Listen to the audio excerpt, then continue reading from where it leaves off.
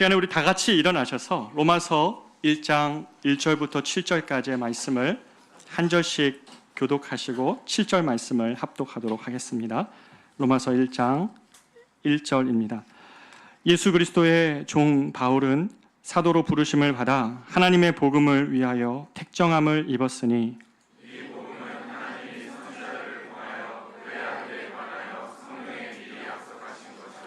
그의 아들에 관하여 말하면 육신으로는 다윗의 혈통에서 나셨고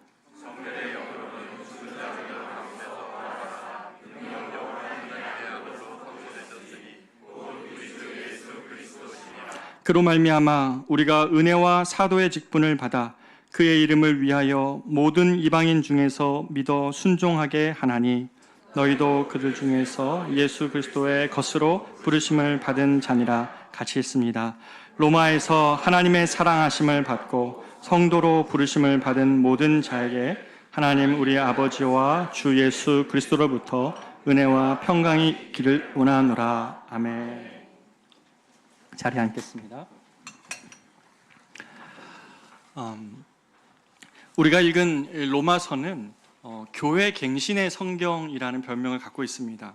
왜냐하면 역사적으로 교회가 부패하고 종교개혁이 일어나면 항상 성경의 어떤 말씀에 대하여 하나님이 집중적으로 조명하실 때가 있었는데 그때마다 이 로마서를 통해서 많은 영적 거목들이 말씀을 새롭게 조명받고 그 시대의 이 교회를, 그 시대의 영적 분위기를 갱신하는 일들이 있었기 때문입니다.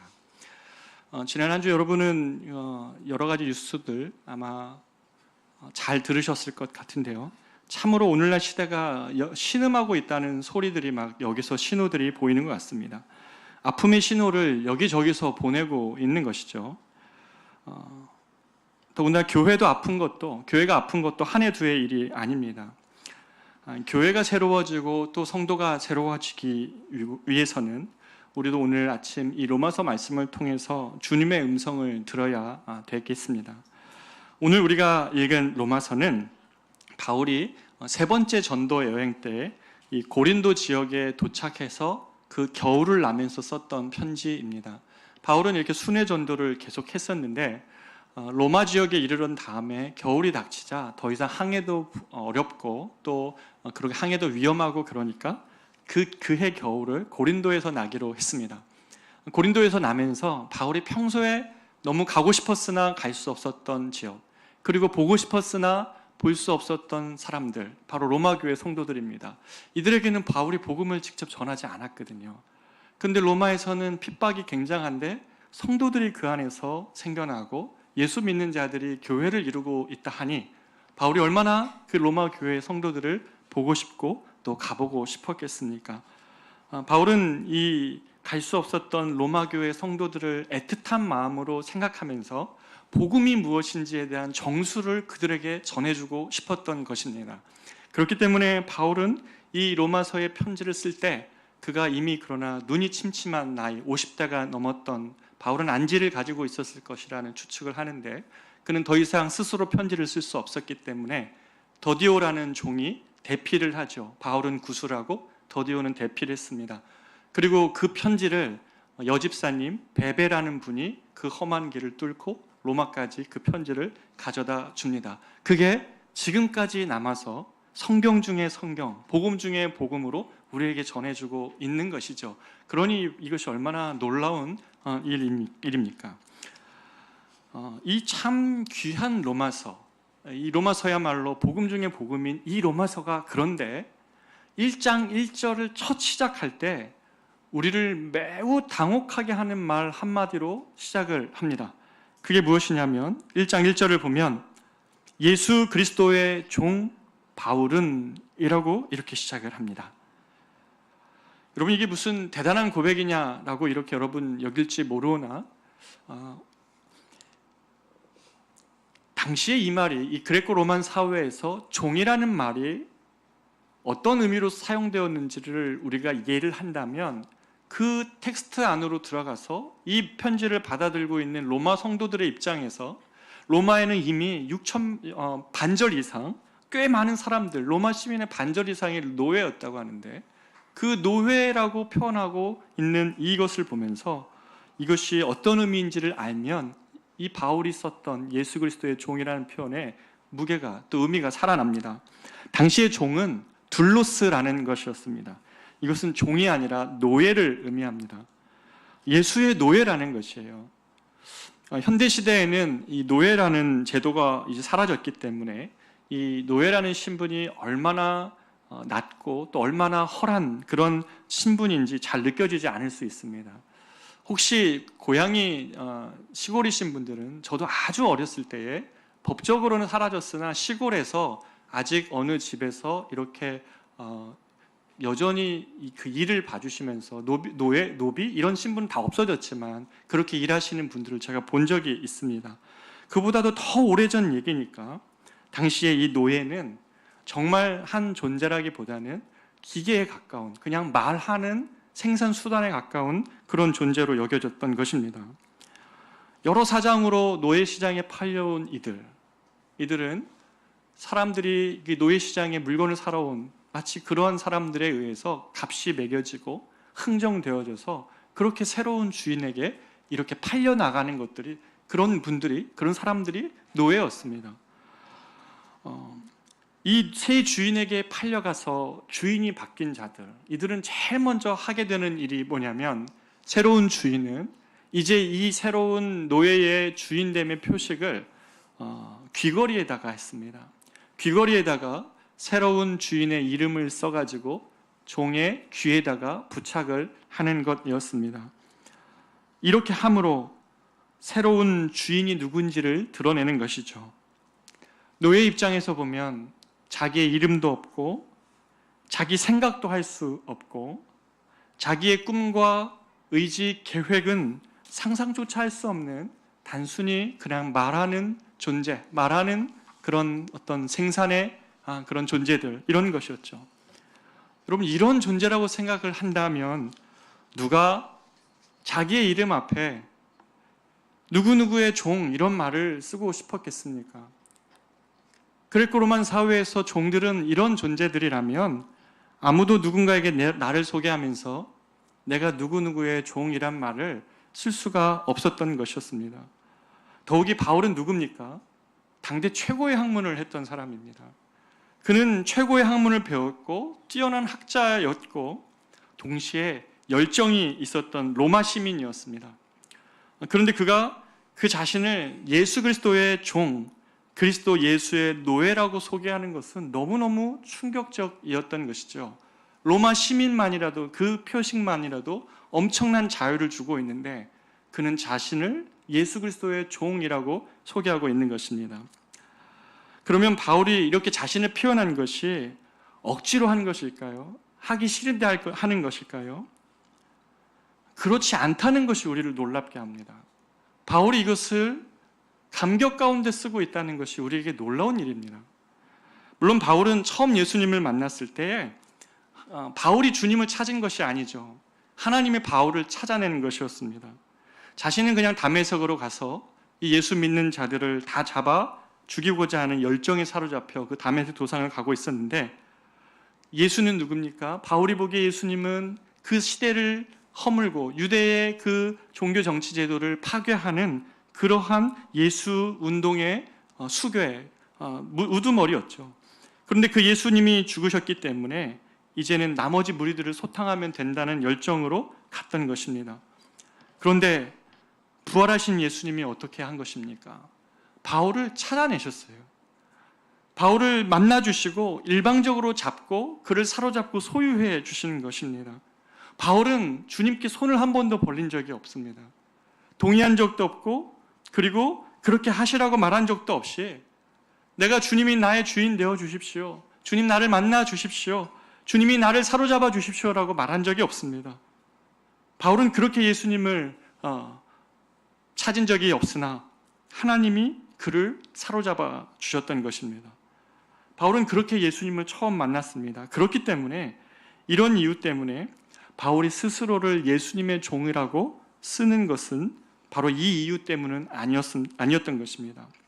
그러면 언제 바울이 예수 그리스도의 종 나 바울은 이렇게 자기를 쓸 수 있었을까요? 이 예수 그리스도의 종, 나 바울이라는 표현에는 그냥 하기 싫어서 억지로 하는 종교적 관용어가 아니라 교회에서 의미 없이 그 의미를 다 담지 못한 채 나는 그리스도의 종입니다 라는 이런 표현이 아니었다는 것이죠. 여기에는 하나님의 은혜에 대한 깊은 감격과 그리고 예수님을 향한 놀라운 확신이 담겨져 있는 것이 예수 그리스도의 종 바울이라는 표현입니다. 사실 이 표현은 로마서 전체를 감싸고 있어요. 복음이 무엇인지 아는 자들에게 고백되어져야 될 고백으로 바울은 로마서 1장 1절에 표현하고 있는 것이라 해도 과언이 아닌 것이죠. 바울이 처음 예수님을 만났을 때는 이런 고백은 아니었으나 언제 그가 변화되냐면 바울이 예수님을 만난 다음에 아라비아 광야에 3년간 들어가 있습니다. 아마 그는 그곳에 들어가서 자기를 만나주신 예수님에 대한 궁금증을 가지고 성경을 다시 폈을 가능성이 매우 높습니다. 그 철저하게 하나님의 이 말씀을 훈련되었던 이 바울은 자기 눈을 열어주시는 하나님을 경험하면서 그렇게 감추어져 있었던 비밀과 같은 그 예수님의 존재에 대하여서 성경이 어떻게 말하고 있었는지에 대하여 자기는 그전에 본 적도 없는 것 같은 그 말씀들이 막 되살아나는 것을 경험했을 것입니다. 바울이 뭘 확신하게 됩니까? 이 시간 안에 로마서 1장 2절에 보면 이 복음이 무엇입니까? 바로 예수 그리스도 자신입니다. 예수님은 하나님이 선지자들을 통하여 그의 아들에 관하여 성경에 미리 약속하신 것이라. 다시 말해 예수님은 하나님께서 많은 선지자들을 통하여 미리 이미 약속하신, 그렇게 오랫동안 약속하신 바로 그 하나님의 아들 예수라는 사실을 바울이 이때 알게 된 것입니다. 다메섹에서 우연히 나를 만나주신 분이 아니라 하나님께서 말씀을 통하여 여러 선지자들 통하여 이 세상의 구원자로 보내실 하나님의 아들 예수 그리스도이시라는 사실을 바울이 알게 되는 것입니다. 이 말씀을 통해 하나하나 바울은 이 예수님에 대하여 깨닫게 됩니다. 바울은 정말 하나님이 약속하신 메시아인가? 그가 정말 지금 고통하고 아파하고 있는 이 세상을 구원할 메시아이신가? 라는 것을 말씀을 통해 계속 확인했던 것입니다. 정말 나를 위하여 죽으신 분이신가? 그가 죽으시고 살아나신 분이신가? 이사야의 말씀처럼 열방을 빛으로 오게 하실 그분이신가? 그것이 궁금하여 계속 성경을 통해 확인했던 것입니다. 그러면서 아마 바울은 알게 됐을 것입니다. 창세기 12장 2절에서 아브라함에게 너는 복이 될지라 할 때 그 복의 근원이 예수 그리스도시라는 사실을 알게 되었을 것이고, 이사야서 11장 1절의 말씀을 보면서는 이새의 줄기에서 싹이 난다고 했는데 바로 다윗 이새의 혈통에서 한 가지 예수 그리스도가 나셨다는 것을, 저 베들레헴에서 그 아기가 나셨다는 사실을 알았을 것입니다. 이사야 7장 14절 처녀가 잉태하여 아들을 낳으리니 라고 했는데 바로 그분이 예수 그리스도라는 사실을 알게 되었을 것이고, 이사야 61장 1절 성령이 기름을 부어서 가난한 자에게 복음을 전할 한 사람이 나타날 것이라고, 그 소명자가 나타날 것이라고 이야기했는데 성령이 비둘기처럼 임하여서 가난한 자와 헐벗은 자와 약한 자와 힘없는 자들에게 복음이 전파되어지는 것을 그가 깨닫고 나서 그분이야말로 예수 그리스도시라는 것을 알게 되었을 것입니다. 이사야 5장 6절 우리의 죄악을 담당하시고 십자가에 죽으시는 어린 양이 나오는데 바로 그 예수 그리스도가 우리의 죄를 대신하신 하나님의 어린 양이시라는 사실을 깨달았을 것입니다. 시편 16편 19절 썩음을 당치 아니하고 부활하실 분이 나오는데 그분이 무덤에서 일어나신 예수님이셨구나 라는 것을 알게 되는 것입니다. 이사야 49장 6절 땅끝까지 이르러 구원을 베풀 이방의 빛이 나오는데 바로 그 예수 그리스도야말로 땅끝까지 가서 복음을 전할, 이방을 빛으로 부르실, 저 열방의 많은 사람들을 어둠에서 불러내어 기이한 빛으로 인도하게 하실 이가 예수 그리스도이시라는 사실을 알게 되었던 것입니다. 바울은 강제로 알게 되고 믿은 예수였지만 그리스도는 구약의 선지자를 통해 오랫동안 약속해 주신 메시아, 그가 바로 예수 그리스도시라는 사실을 확인하는 것이죠. 바로 이것 때문에 바울이 꼬꾸라지는 것입니다. 무릎을 꿇은 것이죠. 그리고 아마 큰 충격에 빠졌을 것 같아요. 자기가 한 일이 무엇인지 그제서야 보이기 때문일 것입니다. 바울은 자기가 이 예수님을 확인하면서 도대체 이 예수 그리스도가 어떤 분이신지를 알고 나서 바울은 가슴 안에 큰 은혜가 임했을 것입니다. 예수님이야말로 사람들은 의심했지만 성령의 능력으로 죽은 자 가운데서 부활하신 하나님의 아들로 온 세상에 선포되신 메시아라는 사실을 바울이 알고 나서 그 마음 안에는 벅찬 감격이 있었을 것입니다. 바울이 자신의 의심과 무지의 안개가 걷어지고 깨달아지자 우리가 바울의 심령을 한번 들어가 보십시오. 한없는 눈물을 흘렸을 것입니다. 뜨거운 무언가가 가슴에서 솟구쳐 올랐을 것이에요. 고통하는 세상을 향하신 하나님의 구원자가 예수 그리스도시라는 사실을 알게 되었을 때에 바울이 가슴 안에서 뜨거운 것이 솟구쳐 올랐습니다. 자신은 예수 믿는 자를 핍박하였는데, 그렇게 교회를 핍박하였는데 예수님은 뭐라고 하셨습니까? 너가 왜 나를 핍박하느냐?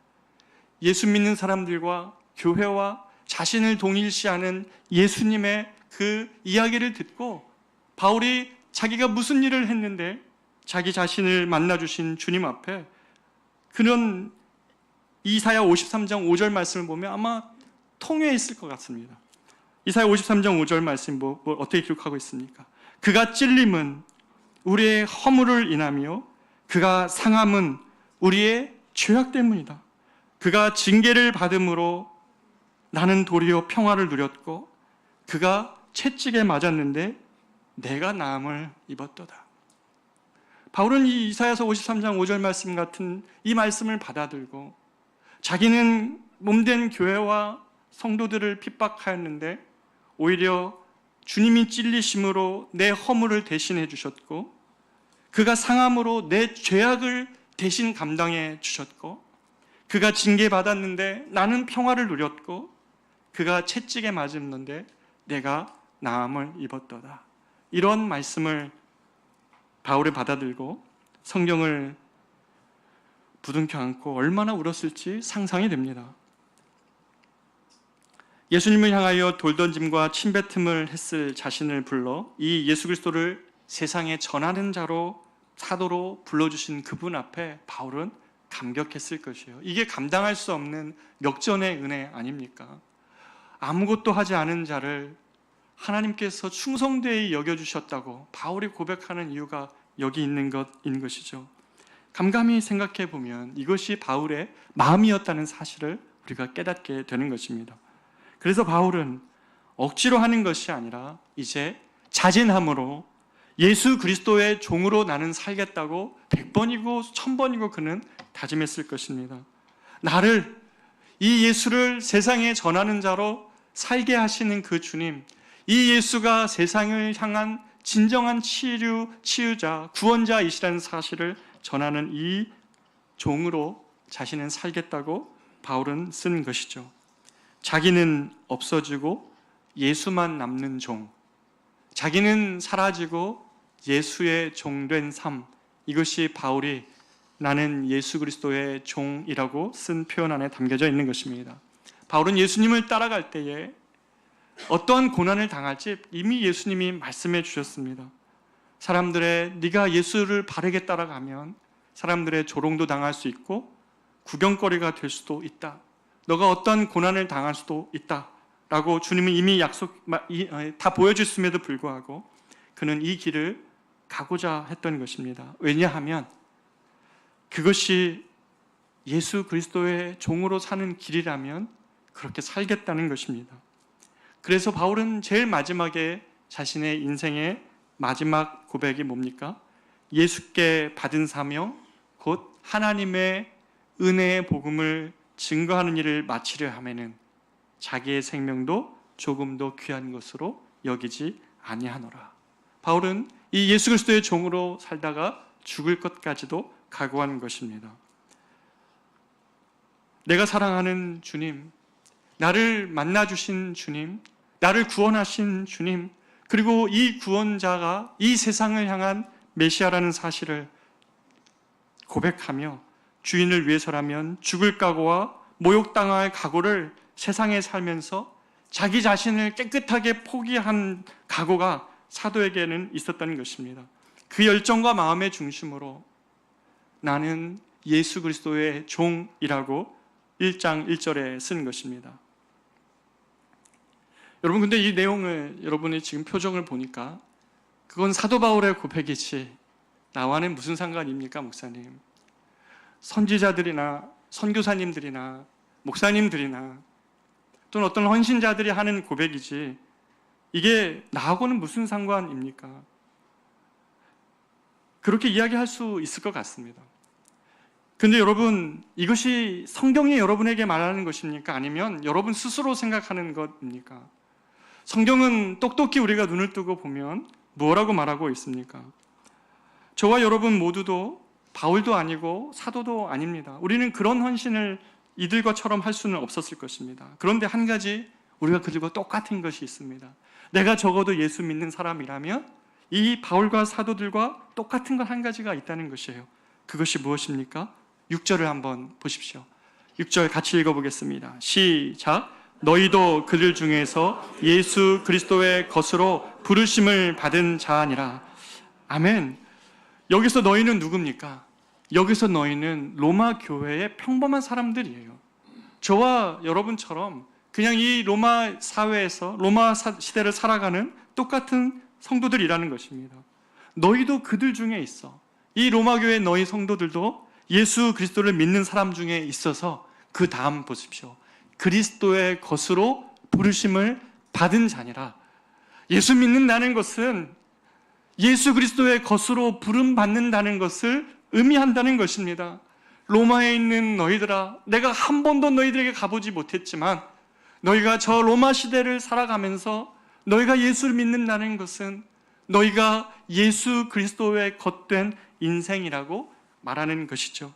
바울은 세상 한복판에 심지어 가혹한 핍박이 있는 이 로마 성도들에게 예수 믿는다는 것이 다른 삶의 시작이라는 것을 의미하는 그들에게 로마의 성도들이여 잊지 마십시오. 여러분과 저는 예수 그리스도의 것으로 부르심을 받은 자들이라는 사실을 잊지 마십시오 라고 말하고 있는 것이죠. 우리가 예수 그리스도의 소유 되었다는 것은 무엇을 의미합니까? 성도가 바울은 여기도 이어서 붙이지 않습니까? 예수 그리스도의 부르심을 받은 자니라 로마에서 하나님의 사랑하심을 받고 성도로 부르심을 받은 모든 자에게 성도는 그리스도의 것으로 부름받은 자들의 표현이고 별칭입니다. 예수 그리스도의 소유라면 예수 그리스도의 종입니다. 주인의 것으로 소유된 것이기 때문에 내 것이라고 주장하는 것이 없는 자들입니다. 로마 성도들이 예수님을 믿게 됨으로써 그가 원하던 원치 않던 만군의 하나님 여호와의 소유가 되었습니다. 여러분, 이건 하나만큼은 변함이 없습니다. 만약 우리 가슴에 나는 예수를 믿고 있다고 여러분이 어디 가서 표기를 하고 종교란에 기독교 신자라고 표기하면서 여러분 가슴 속에 나는 예수 그리스도의 것이라는 것을 한 번도 고백한 적이 없다 하면 미안한 말이지만 여러분 정말 제일 마지막에 인생의 끝에서 여러분의 신앙이 가짜일 수도 있는 것이 드러날 수도 있다는 사실입니다. 이것이 얼마나 무서운 것입니까? 이것이 얼마나 우리를 두렵게 하냐는 말입니다. 성도는 그리스도의 것 된 사람들입니다. 그들이 성도라는 것입니다. 아무리 기독교 종교 안에 기독교라고 표현한다고 해서 그것이 기독교인을 보장하지 않는다는 사실입니다. 성경을 두 눈 뜨고 한번 보십시오. 주님을 이렇게 말씀하시지 않습니까? 누군지 나를 따라오려거든 자기를 부인하고. 예수를 따라가려면 자기를 부인해야 된다는 것입니다. 무엇을 부정해야 된다는 말입니까? 저는 세 가지를 말씀을 드리고 싶습니다. 첫 번째는 우리가 예수님을 따라간다고 했을 때에 우리가 주님 앞에 우리를 부정한다는 것은 이 세 가지 의미입니다. 첫 번째, 나는 주인이 아니라는 사실입니다. 여러분, 이 세상의 메시지는 정반대의 이야기를 하죠. 여러분의 인생의 주인은 여러분이라고 이야기하는 세상의 가르침에 성경은 그렇게 말씀하시지 않죠. 우리는 우리 삶의 주인이 아닙니다. 내 생의 주인도 아니라는 사실입니다. 주인의식을 부정하십시오. 두 번째, 내 것은 아무것도 없다라고 부정해야 됩니다. 내가 무엇을 가지고 있든지 이것이 내 거인 것처럼 살아갈 때에 내 소유가 아니라는 여러분 안에서의 신앙적인 외침이 필요합니다. 내 자녀도, 내 물질도, 내 생명도 내 것이 아니라는 것입니다. 내 것이라고 주장할 수 있는 것이 없다라고는 선언입니다. 또 하나, 나는 마음대로 할 수 없다. 종이니까 내 마음대로 살아내는 그냥 인생, 나는 주인이 원하는 게 무엇인지 아무런 관심 없이 살아가는 인생이 아니라 주님이 기뻐하시는 삶을 살아가는 그런 존재, 바로 그들이 그리스도인인 것이죠.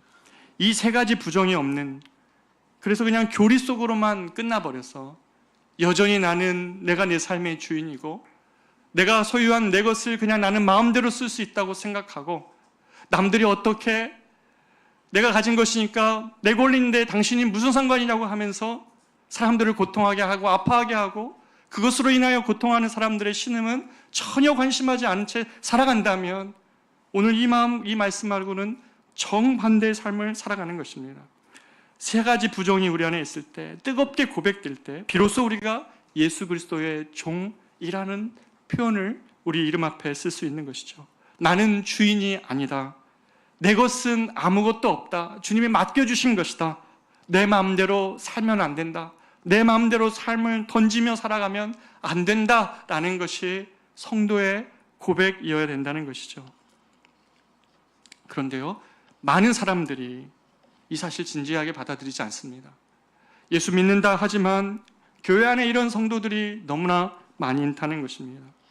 여러분, 이 말씀이 제가 하는 말씀입니까? 우리가 예수 그리스도의 소유라는 것이 저의 말이냐는 말입니다. 고린도전서 6장 19절 20절을 한번 보십시오. 너희 몸은 너희가 하나님께로부터 받은 바 너희 가운데 계신 성령의 전인 줄을 알지 못하느냐? 너희는 너희 자신의 것이 아니라 값으로 산 것이 되었은즉 그런즉 너희 몸으로 하나님께 영광을 돌리라. 로마서 14장 8절 우리가 살아도 주를 위하여 살고 죽어도 주를 위하여 죽나니 그러므로 사나 죽으나 우리가 주의 것이로다. 여러분, 우리가 이러한 삶과 죽음을 주님께 맡기며 살아가는 종, 그분을 위하여 살고 죽는 그런 종이 바로 성도라는 것이죠. 주님은 그런데 이것을 우리가 억지로 고백하기를 원하는 것이 아니라 마음대로 우리의 마음을 끌고 가고 싶어서가 하시는 것이 아니라 주님이 나를 위하여 자신의 것을, 자신의 생명을 내어주었기에 그것을 생각할 때에 나도 주님을 위하여 나 자신을 드리는 것이 기쁨이 되는 사람들, 바로 그런 사람들의 고백인 것이죠. 나 같은 인생에 그냥 이 세상의 종 돼서 세상의 가치관의 종 되고 세상의 물질의 종 되고 세상의 명예의 종 되고 사람들의 평판의 종 되고 나 자신을 증명하는 일에 온 인생을 다 쏟다가 마지막에 사망을 싹쓸어 주는 인생, 바울은 그렇게 표현하고 있습니다. 세상에 종되어 살다가 그렇게 끝나는 인생이 아니라 나의 인생을 그리스도의 종으로 살게끔 하는 그러한 영광스러운 부르심으로 성도를 불렀다는 이 자존심 있습니다. 이 감격 말입니다. 성도가 자신의 삶을 종이라고 얘기하는데 이것이 감격스러운 사람들, 이들이 성도라는 것입니다. 나는 종이기 때문에 이제 내 삶의 주인이 내가 되고 싶지 않습니다. 주님, 제가 해봤습니다. 내가 내 삶의 주인 되어서 해봤더니 뒤에 갔던 모든 과정을 보니까 우리 가족 다 초토화되어 있어요. 나 때문에 고통하고 있는 가족들의 모습이 보이는 거예요. 내가 열심히 내가 주인 되어서 시간과 삶을 살아왔는데 내 주변에 사람들이 하나도 없어요. 나는 왜 이렇게 인생이 이렇게 결과적으로는 이렇게 되어버렸을까? 이런 아픔이 있는 것이기에 나는 이제 주님, 내 인생에 내가 주인 되고 싶지 않습니다. 내 것이야말로 모두 주님의 것입니다. 내 것이 하나도 없고 모두 주님의 것이라고 고백하는 것이죠. 저는 이 시간에 하나님이 우리 가운데 임재하여 주시기를 정말 원합니다. 하나님께서 우리의 심령을 좀 녹이셔서 내가 내 삶의 주인 되어 살아갈 때에 만들어놨던 모든 이 아픔들, 힘듦들을 주님 앞에 눈물로 아뢰드리며 주님 앞에 이제 나는 주님의 종으로 살기를 원합니다 라는 그런 뜨거운 고백을 우리 안에서 하나님은 불러일으켜 주시기를 진심으로 원합니다. 여러분, 우리가 이런 고백을, 성도가 이런 고백을 해야 되는 진짜 이유가 무엇입니까? 우리 예수 믿는 사람들이 이 세상 사람들과 뭐가 달라야 하지 않겠는가 하는 절박한 필요가 여러분 지난 한 주에 느껴지지 않으셨습니까? 우리가 구원받았다는 사실 자체만으로는 세상 사람들과 같이 있을 때 드러나지 않습니다. 여러분, 구원받은 사람 이렇게 편말에 쓰고 다니는 사람 있으세요? 없죠. 아무도 그렇게 우리 자신을 보면서 우리가 구원받은 사람인지 알 수 없습니다. 뭐가 우리를 구원받은 사람으로 드러내게 합니까? 우리들의 삶의 양식 아닙니까? 내가 그리스도의 종인 줄 알고 살아가는 사람들 때문에 그런 거 아닙니까? 지난주에 우리 서초동에 불과 10분 안에 있는 서희초등학교에서 일어난 일 여러분 아시죠? 제가 그날 공교롭게 그 앞에 있는 아파트에 신방을 가다가 깜짝 놀랐어요. 학교를 담을 따라서 차를 운전하고 가는데 조화가요, 그 큰 운동장의 담벼락을 이쪽 끝에부터 한 바퀴를 삥 두른 거예요. 그 안에는 온갖 물분이 쏟아져 나와 있어요. 지켜주지 못해서 미안하다라는 말부터 학생의 인권은 보호되는데 보호되지 못한 선생님의 인권부터 시작해서 이렇게 어떤 정말 권리에 대한 잘못된 인식이 사람에 대해서 무례하게 만들고 그 권리에 대한 잘못된 인식이 내 것만 생각하는 금쪽이 잘 모르겠습니다. 내 아이만 소중하고 다른 아이는 그 존재로서 귀하다고 여겨주지 못하는 세상에서 우리 아이들이 무엇을 배우고 있을까? 정말 너무 가슴이 아픈 것이에요. 우리가 구원받았다는 사실만으로는 사람들 사이에 구별되지 않아요. 예수 믿는 자로서 우리 아이를 어떻게 키워갈까 하는 것이죠. 저는 그 서희초등학교, 우리 교회 성도들도 그 학교에 아이들을 보내고 있어요. 예수 믿는 학부모 되기를 원합니다. 아이들을 내 소유라고 여기는 것이 아니라 주님께서 나에게 맡겨진 아이라고 믿으며 그 아이들을 학교에 보내시기를 부탁을 드리겠습니다. 우리가 교회가 서 있는 이 지역의 영적 현실이 이런데 이 로마서 이 말씀이 우리에게 무엇을 요청하고 있습니까? 내 것인 줄 알고 내 권리인 줄 알고 내가 내 인생의 주인인 줄 알고 살아간다면 우리를 통하여서 세상은 희망을 보지 못합니다. 예수 믿는 사람들이 주님의 내 삶의 주인이 주님이시라고 믿고 살아간다면 그 삶이 좀 다르지 않겠습니까? 자기의 소유임에도 불구하고 자기의 소유가 아니라고 말하며 살아가는 자들의 삶이 다르지 않겠습니까? 자신의 인생을 자신을 만족하며 기뻐하는 삶이 아니라 구원자 대신 주님께 초점 맞추어 그분의 기쁨을 위하여 살아가는 삶의 걸음이 달라지지 않겠습니까? 그들의 모습을 통해 세상은 예수를 보는 것입니다. 그 다음 날이었죠. 이 신림역에서 한 30대 사람이 정말 길 가던 행인 4사람을 칼로 그렇게 해한 일이 있었습니다. 여러분 다 보셨을 것이에요. 우리 교회 불과 10분, 20분 사이 안에 일어난 일입니다. 이게 한국 사회에 떠들썩하게 한 지난 한 주였는데 우리는 여기서 교회로 존재한다는 게 도대체 뭡니까? 우리는 이 안에서 예수 믿는다는 사실이 무엇을 의미하냐는 말입니다. 저와 여러분이 예수 그리스도의 종이라고 고백하지 않고 신앙생활을 한다면 우리는 성도가 아닐 수 있다는 사실이에요. 물론 그 고백이 약해질 수도 있고 부족해질 수도 있고 희미할 수도 있습니다. 그러나 이러한 영적인 현실을 볼 때에 하나님, 이제 정말 다시 한번 저와 여러분이 새로운 교회 한다는 거 무슨 프로그램이 더 있거나 뭐가 조금 더 있는 교회 아니에요. 성도가 많아지는 것도 아니죠. 이 안에서 예수 그리스도의 종으로 고백하는 우리 성도들이 많아질 때에 내 인생의 주인이 내가 아닙니다. 그리고 하나님 내 것이 아니라 주님이 맡겨주신 것입니다. 나는 나 자신을 기쁘게 하는 삶을 살지 않겠습니다 라고 고백할 때 그들 안에 나타나는 성도의 능력이 세상 가운데 드러나므로 그들을 통해 주님을 세상은 보게 되는 것이죠. 예수 믿는 사람들이라고 할 때 주일에 성경 들고 교회 가는 것으로 세상은 구분하지 않습니다. 절대로 그렇게 하지 않죠. 우리가 예수의 종이기 때문에 나는 주인이 아니라고 살아가는 사람들, 내 마음대로 살 수 없고 그리스도의 기쁨을 쫓아 살아가는 사람들, 내 아이만 소중한 것 아니라 교사를 죽음으로 몰아넣을 정도의 항의하지 않는 그런 그리스도의 주인 되심을 고백하는 학부모들, 어떤 이는 고통하며 저런 끔찍한 번제를 벌이는데 그런 세상에 살면서 그들의 그 고통 뒤에 있는 아파하는 세상의 목소리를 듣지 못하고 있다면 우리가 그리스도의 종이라고 말하기 수 없을 것입니다. 유명한 한 이야기가 있죠. 이것은 잘 아실 겁니다. 어떤 사장님이 자신의 방 안에 아무도 앉지 않는 의자 하나를 갖다 놓은 것이에요. 그래서 물어보니까 이 의자는 누가 앉는 것입니까? 그랬더니 예수님이 앉으시는 의자입니다 라고 그랬다는 거예요. 주님이 거기에 앉아 계시는 것입니다. 무슨 의미입니까? 이 회사의 주인이 주님이시라는 것이에요. 그렇기 때문에 함부로 수익을 나만 착복할 수 없고 그래서 사람들과 나누고, 그리고 그 회사의 종업원들을 함부로 대할 수 없는 인격으로 대하고, 그 회사의 주인이 하나님이시라는 사실 때문에 주님의 방법대로만 회사를 운영하는 사람들, 여러분의 방에는 이런 의자가 있습니까? 우리가 예수님의 십자가를 여러분 방 안에 다 걸어 놓으셨을 텐데 그것은 예수님이 여러분을 향하신 사랑의 표식이기도 하지만 여러분의 삶의 주인이 하나님이시라는 것을 드러내는 표시입니다. 십자가를 차 안에 표시해 놓고선 그것을 미신처럼 여기지 마십시오.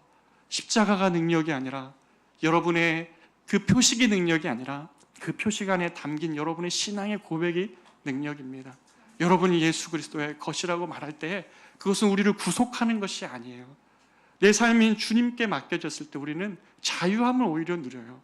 오늘 밤에는 내가 울음이 기숙하여도 내 삶의 주인이 하나님이시기 때문에 새로운 한날 짐은 주님께 맡기고 아침에 노래할 수 있는 것이 예수 믿는 자들의 능력이에요. 주님께 맡기는 것이 구속이 아닙니다. 주님의 종되는 것이 우리를 괴롭히는 일 아니라는 사실이에요. 하나님이 이 세상에서 우리를 예수의 종으로 살아가게 할 때 하나님은 우리를 통하여 하나님의 일들을 맡기실 것입니다. 그리고 그렇게 하나님께 맡긴 자들의 삶에는 하나님의 능력이 나타납니다. 여러분의 힘으로 했던 삶이 아니라 맡겨진 삶에 나타나는 하나님의 능력을 우리 모두가 경험할 수 있기를 부탁을 드리겠습니다. 이 시간 하나님께서 이러한 은혜를 우리에게 정말 주시기를 원하며, 이제는 우리가 예수 믿는다는 것, 내 귀에 그 예수 그리스도의 이름 새겨진 귀고리, 그것 하고 살아가는 것이라는 사실을 잊지 않는 저와 여러분 되기를 원합니다. 우리 같이 한번 찬양할까요? 부름받아 나선 이 몸. 우리 2주 전에 이 찬양했고 우리 옛날에 어르신들이 찬양했던 찬양으로만 그치지 말고, 이 찬양은 어떤 헌신자들, 목회자들 또는 선교사님들만이 부르는 찬양이 아니에요. 정말 성도들이 부르는 찬양입니다. 우리가 그리스도의 종이라고 고백하는 자들이 하나님 앞에 부르는 찬양인데, 오늘 말씀이 우리에게 주시는 하나님의 도전이 있다면 우리 이 찬양으로 주님 앞에 찬양하며 나가기를 원합니다. 같이 찬양합니다.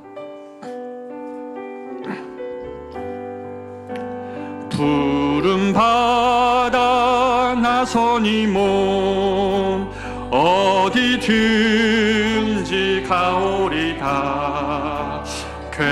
괴로우나 즐거우나 주만 따라가오리니 어느 누가 막으리까. 죽음인들 막으리까. 어느 누가 막으리까. 죽음인들 막으리까. 악을 골잡힌들에도 복음 들고 가오리다. 소돔 같은 거리에도 사랑 안고 찾아가서 종의 몸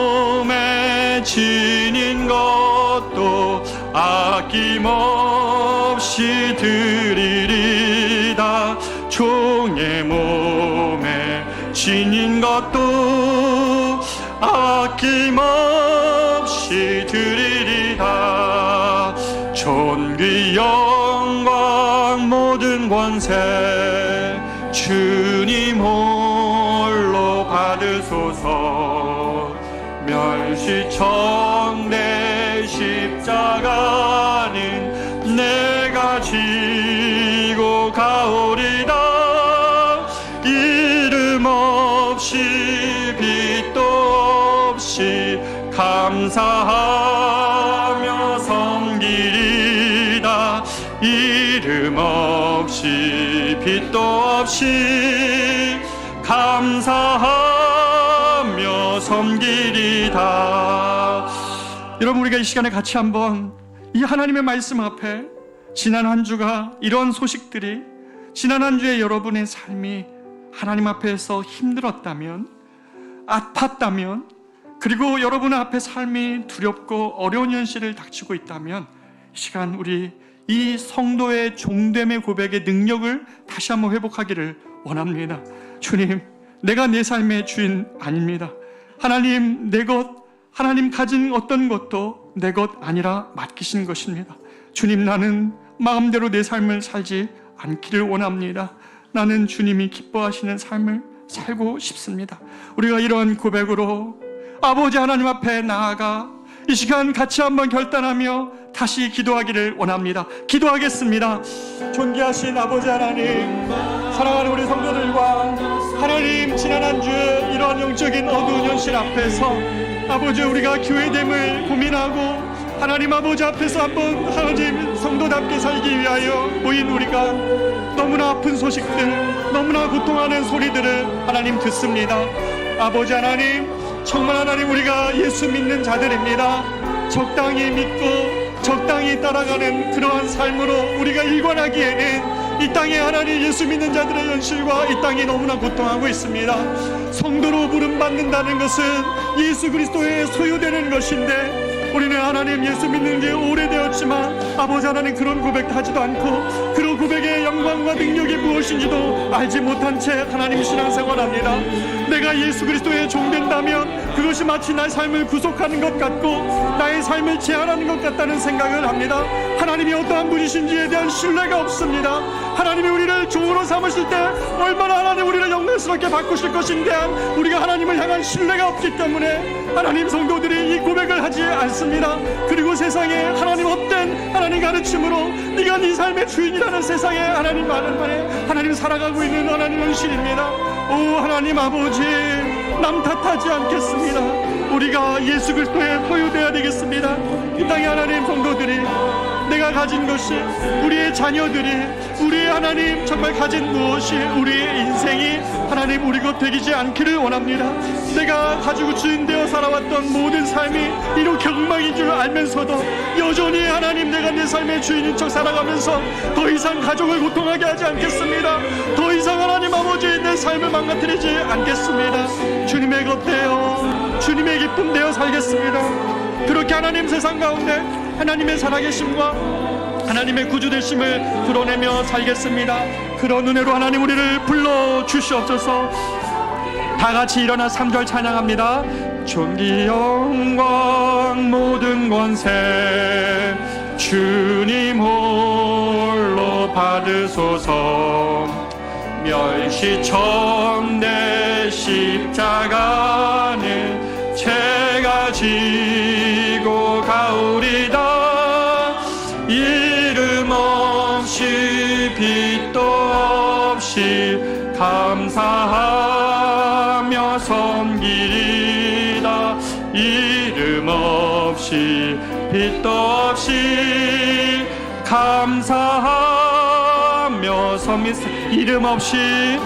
이름 없이 빛도 없이 감사하며 섬기리다. 이름 없이 빛도 없이 감사하며 섬기리다. 이 시간 시간 우리 한 가지만 마지막으로 잠잠히 기도하고 주님께 이 예배를 올려드리고 마지막으로 마무리하기 원하는데요. 이 시간 여러분 마음에 손을 펴셔도 좋고 또 직접적으로 손을 펴셔도 좋고 여러분 특별히 우리의 자녀에 대해서 우리가 이 시간 하나님 앞에 한번 올려드렸으면 좋겠습니다. 우리 성도들 신방해 보면 우리 자녀들 때문에 기도의 제목들이 참 많이 있습니다. 힘드시죠 여러분? 우리가 지혜도 필요하고 노력도 필요하지만 이 고백이 더 필요합니다. 하나님, 내 소유 아닙니다. 혹시 내 생각 때문에 내 집착 때문에 고통하고 있는 것 아닌지, 우리가 이 시간에 우리 자녀들을 하나님 손에 의탁하며 기도할 때에 하나님, 주님의 것입니다. 주님의 소유입니다. 그렇게 우리가 이 시간에 마지막으로 한번 기도하도록 하겠습니다. 기도하겠습니다. 존귀하신 하나님 아버지, 우리의 자녀들을, 우리 아이들을 하나님 손에 의탁합니다. 내 것 아니라 주님의 자녀입니다. 주님을 맡겨신 자녀이기에 하나님께서 우리 아이들을 이끌어 주시고 저들의 삶을 하나님의 것 되게 하여 주십시오. 예수를 저들에게 하나님은 전하고 그 아이들이 주님의 것 될 때에 하나님 우리 아이들의 삶을 하나님 그렇게 이끌어갈 것입니다. 성령이여 일하여 주십시오. 내 것이 아니라고 이야기할 때에 하나님이 일하실 것임을 믿습니다. 그런 은혜로 사랑하는 우리 성도들의 삶과 저 가정 안에 있었던 하나님 어려움과 해결할 수 없는 그 문제 속에서 하나님의 일하심을 보게 하여 주시옵소서. 주의 능력과 일하심과 주되심을 나타내어 보여주시옵소서. 그 은혜가 사랑하는 우리 성도들 가정에 넘쳐날 수 있도록 주님 도와주시옵소서. 그렇게 하실 주님을 찬양하며 의탁하며 기도드리며 살아계신 예수님의 이름을 기도합니다. 살아계신 하나님 아버지, 우리의 믿음을 갖고 신앙생활을 하지만 이 땅에서 우리는 살면서 정말 엄청난 세상의 소리들과 그리고 세상의 가치들과 세상에 일어나는 사건들 속에 있습니다. 어떻게 해야 우리가 구원받은 자처럼 살아가는 것입니까? 하나님 도와주셔서 이 예수의 종됨의 고백의 능력을 회복하게 하여 주시옵소서. 하나님을 향한 몰 이해 때문에 내가 종되면 내 삶 주님이 구속해버릴까봐 우리는 걱정합니다. 어찌 우리는 이렇게 믿음이 적습니까? 주여, 우리의 인생이 주님의 것이고 우리의 모든 것도 주님의 것이고 우리의 모든 인생도 주님을 기쁘시게 하는 인생 되기를 원합니다. 참 자유와 평안으로 사랑하는 우리 커맨시 성도들을 이끌어가 주십시오. 저들이 세상에 있지만 하나님의 것 되어 하나님의 그 영광스러움을 가슴에 품고 이번 한 주도 살아갈 수 있도록 도와주시옵소서. 그래서 저들이 속한 곳에서 저들의 다름을 통해 하나님이 증거되어 줄 수 있게 주님 도와주시옵소서.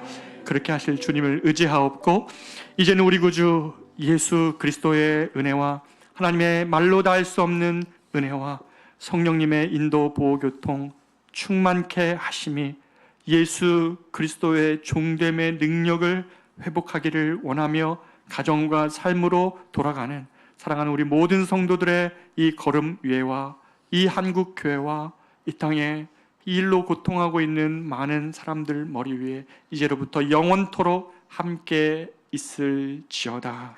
아멘.